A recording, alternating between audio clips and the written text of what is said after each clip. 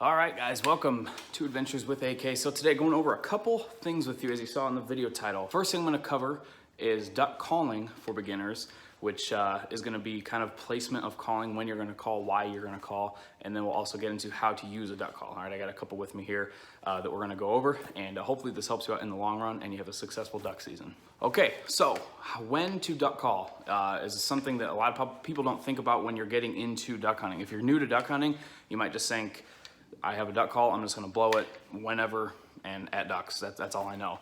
Now there's a lot of instances when I hunt, I won't even pick up my calls throughout the hunt and I'll still have a successful hunt. A lot of times that's on public land. If you're a public land hunter, a lot of times you're not gonna need your calls as much as what you think. Other people are calling and it just doesn't seem that natural to have that many people calling, that many groups of birds calling at birds flying. It just doesn't happen that often. So a lot of times public land, you can set those calls down or be very minimalistic with your calling and you'll still have success on your hunt. I think a lot of new hunters think that calling is the most important aspect of getting birds to come into your spread, when in my opinion it is maybe fourth or fifth down the list of things of importance when you're looking at getting birds into your spread. One is location. If you're on public land or private land, either which way, you got to get to be where the birds want to be. And if you don't have that, then you're probably not going to have that great of a hunt in the first place. Second is concealment, your hide, whether you're in a blind, whether you're hiding in grass, weeds, corn, whatever you're hiding in, that has to be good. Those birds will pick you out before they even think about coming in. Third thing is your decoy spread.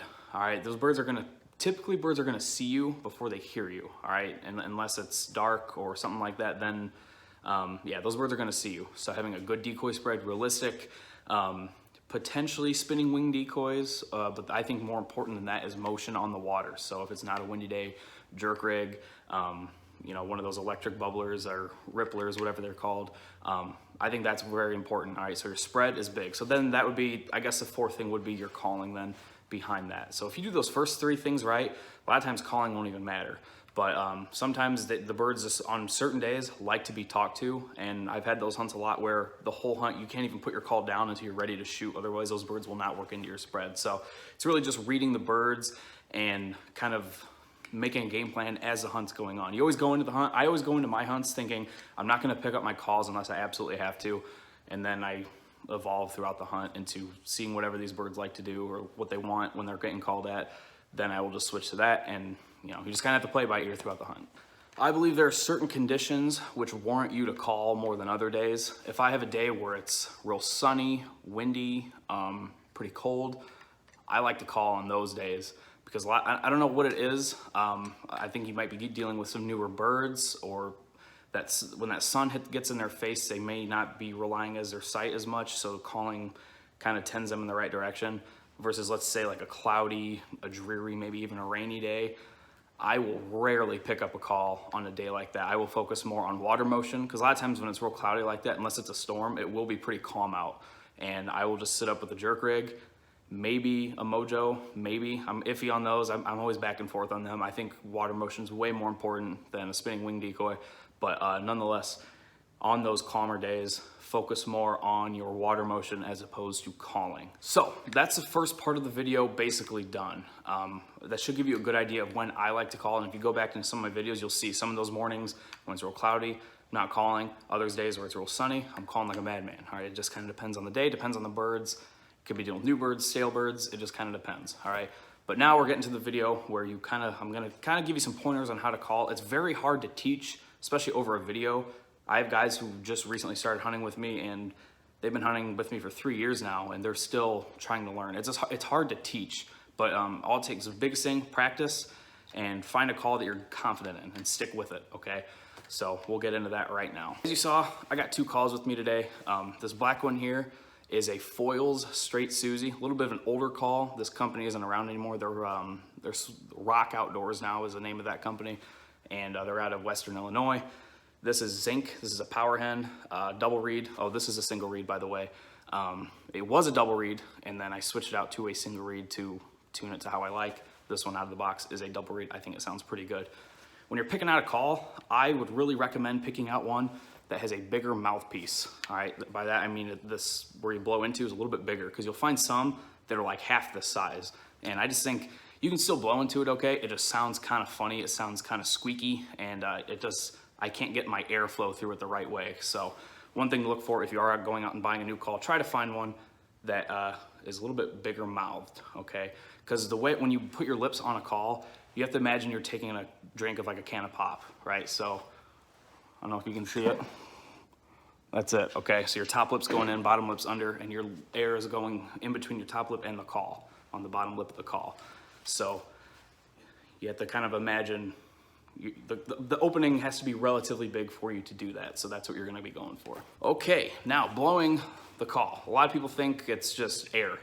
You know, people pick up a call and they just start blowing, and they're blowing too much air, and they're blowing air that's, I'm gonna say it's a weird term, but the air is too loose, if that makes any sense. You want your air to be very high pressure, and you don't need a lot of it to get these calls going. Watch it, I'm just gonna blow from a distance. That's all it takes.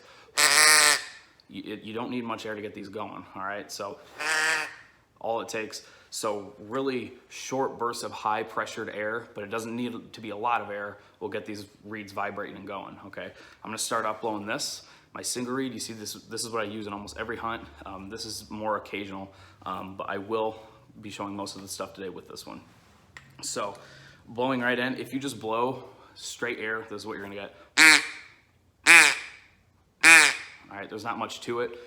There's no raspiness. If you hear birds talking, like if you're at like a local pond or a river or something where people feed ducks, and you hear the birds, they're raspy, you know, almost sounds like they're sick, but it's not, that's just how they sound. So when you blow into a call, you actually need to activate your vocal cords to get that rasp. So it's gonna sound weird, the things I'm gonna do. I'm gonna get right up close to the camera so you can kind of hear what I'm doing without the call. So I'll do a few calls with it, and then a few calls without it, so you can kind of hear what I'm doing, the air and my vocal cords. I almost hum into the call, all right? So here's just a couple quacks and just get what it sounds like. Okay. So now up close, all I'm doing, okay? And when you're humming while putting that high pressured air, it almost vibrates your lips a little bit, and you're getting that raspiness out of this reed, okay? And this is a single reed. I'll hit it with a double reed as well, and you'll see what I'm saying.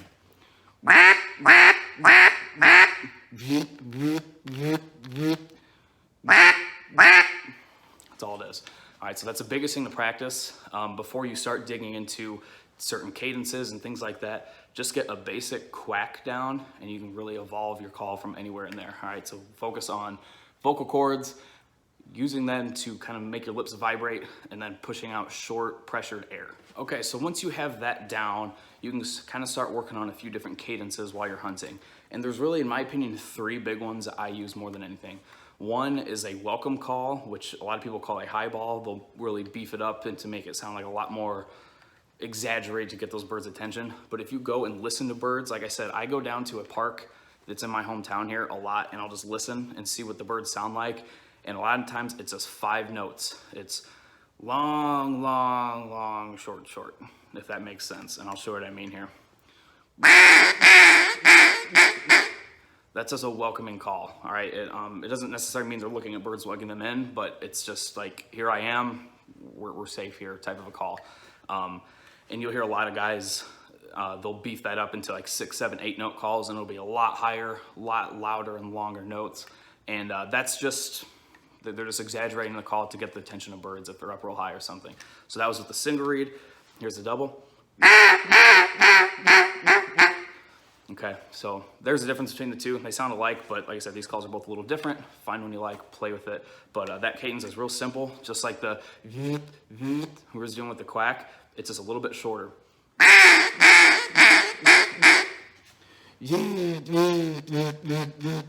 Okay, so you can hear my vocal cords working, and what you're really hearing is my lips vibrating, but that's because of my vocal cords being activated.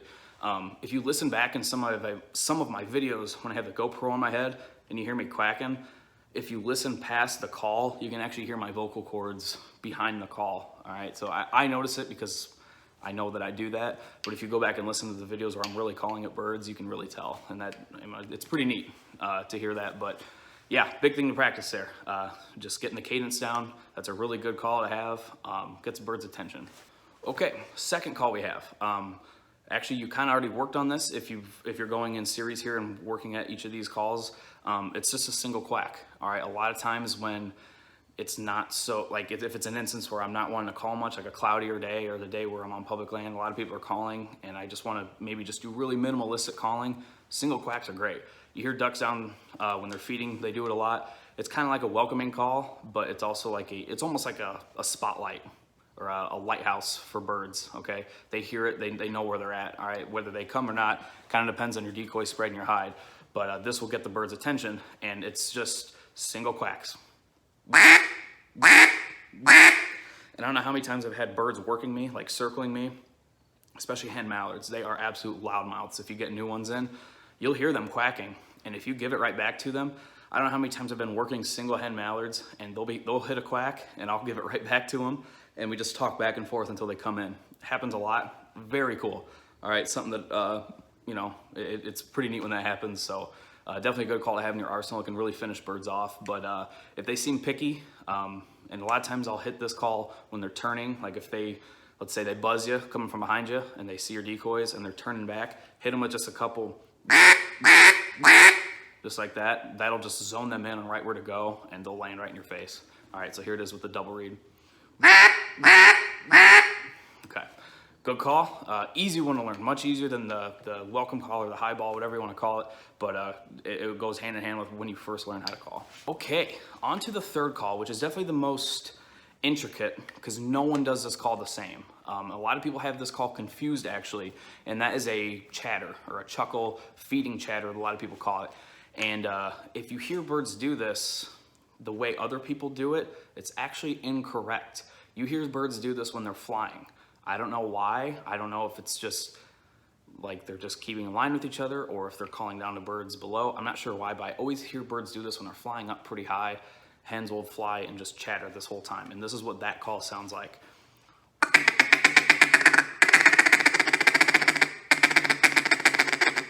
Okay, and with the double reed. So that one, it's gonna be kind of funny when I show you how to do it, but it's real tight lips and real short and rapid puffs of air with your vocal cords being used. All right, so listen close. And I'm just pushing air. And a lot of times that air seems like I'm pushing it down. Okay, so that's what a lot of people consider a feeding chuckle or a feeding chatter, whatever, and it works. But if you actually go and listen to birds when they eat, like if you actually take food down there, I don't know how many times I've taken corn down there and fed the birds, and if I listen to them, the noises they make are not even close to that, all right? It's more of a, it's a variation of that, but it's high pitched, it's choppy, it's almost like a squeak, and it's very hard to get on a call, but if you work at it enough, you can get it. It is quiet, it's tough to use out in the field because it is a more quiet call, but if you can get it down right, it really helps out. All right, here it is on the single reed.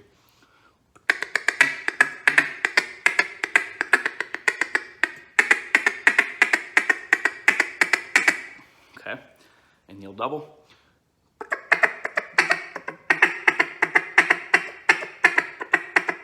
The double reed, in my opinion, sounds a lot better doing that. It has that more squeak to it than the single reed, but it still sounds really good. So to achieve that call, I'll hit it again. Same as a chatter, where I'm still activating my vocal cords, my lips are vibrating, short puffs of air. It's just not as rapid. It's more,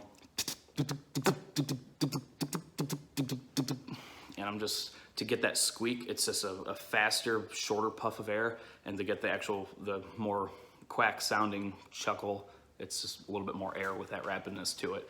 So real good call to have, especially if you're field hunting, if you're dry field hunting, and birds know that there's food there, you hit that call, those birds will suck right into you, okay? Because they're already gonna want you, they're gonna see your spread, and yeah, they hear birds chattering like that, eating, they're gonna eat that up. Okay, so those are the 3 different calls I like to hit while I'm hunting, and you know, they're not all uniform like that. They're not always, the welcome call is not always straight up 5 notes. The single quacks aren't always spaced about perfectly. Sometimes, you know, I'll mix in like a single quack with some chatter. I'll hit a high ball and then chatter, a high ball and then just a couple single quacks.